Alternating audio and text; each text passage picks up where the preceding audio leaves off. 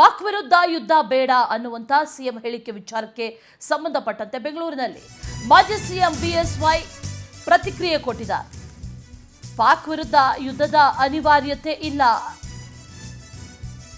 ಯುದ್ಧ ಬೇಡ ಅನ್ನುವಂತ ಮಾತನ್ನ ಹೇಳಿದ್ರು. ಆ ವಿಚಾರಕ್ಕೆ ಸಂಬಂಧಪಟ್ಟಂತೆ ಈಗ ಬಿಎಸ್ವೈ ರಿಯಾಕ್ಟ್ ಮಾಡಿದ್ದಾರೆ.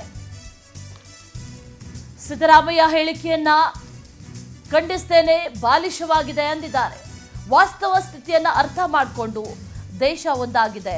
ಈ ಸಂದರ್ಭದಲ್ಲಿ ಸಿದ್ದರಾಮಯ್ಯ ಅವರಿಗೆ ಶೋಭೆ ತರಲ್ಲ ಇಂಥ ಮಾತು, ಇದನ್ನ ನಾನು ಖಂಡಿಸ್ತೇನೆ ಅಂತ ಹೇಳಿದ್ದಾರೆ. ಬಿಎಸ್ ಯಡಿಯೂರಪ್ಪ ಅವರು ದೇಶದ ಜನರನ್ನ ಕ್ಷಮೆ ಕೇಳಬೇಕು ಎಂದಿದ್ದಾರೆ.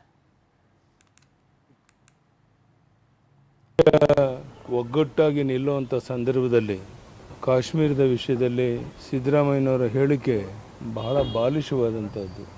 ಅವ್ರ ಹೇಳಿಕೆಯನ್ನು ನಾನು ಖಂಡಿಸ್ತೇನೆ. ವಾಸ್ತವಿಕ ಸ್ಥಿತಿಯನ್ನು ಅರ್ಥ ಮಾಡಿಕೊಂಡು ಇಡೀ ದೇಶ ಒಂದಾಗಿರುವಂಥ ಈ ಸಂದರ್ಭದಲ್ಲಿ ಈ ರೀತಿ ಹೇಳಿಕೆ ಕೊಡುವಂಥದ್ದು ಒಬ್ಬ ಮುಖ್ಯಮಂತ್ರಿ ಆದವ್ರಿಗೆ ಶೋಭೆ ತರುವಂಥದ್ದಲ್ಲ. ಇದನ್ನು ಖಂಡಿಸ್ತೇನೆ. ದೇಶದ ಜನರ ಕ್ಷಮೆ ಕೇಳಿ ಇನ್ನಾದರೂ ಅವರ ನಡವಳಿಕೆ ತಿದ್ದುಕೊಳ್ಬೇಕು ಅಂತ ಒತ್ತಾಯ ಮಾಡ್ತೇನೆ.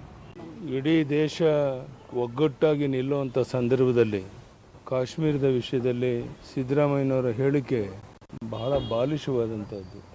ಅವ್ರ ಹೇಳಿಕೆಯನ್ನು ನಾನು ಖಂಡಿಸ್ತೇನೆ. ವಾಸ್ತವಿಕ ಸ್ಥಿತಿಯನ್ನು ಅರ್ಥ ಮಾಡಿಕೊಂಡು ಇಡೀ ದೇಶ ಒಂದಾಗಿರುವಂಥ ಈ ಸಂದರ್ಭದಲ್ಲಿ ಈ ರೀತಿ